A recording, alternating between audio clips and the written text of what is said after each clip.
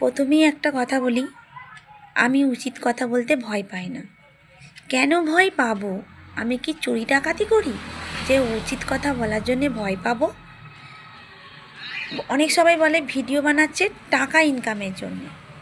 যদি এটা বলে থাকে, ঠিকই তো বলেছে, টাকা ইনকামের জন্যই তো ভিডিও বানায়। সারাদিন এত কষ্ট করে ফোনটার পিছনে পড়ে থাকি কেন?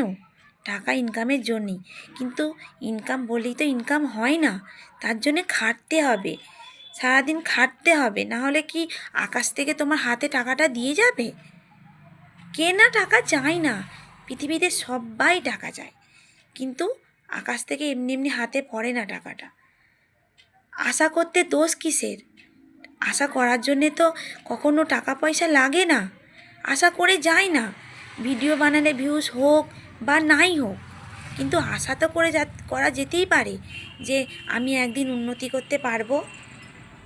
তাই তোমরা যদি ভেবে থাকো টাকা ইনকামের জন্য আমি ভিডিও বানাই, হ্যাঁ, টাকা ইনকামের জন্য ভিডিও বানাই।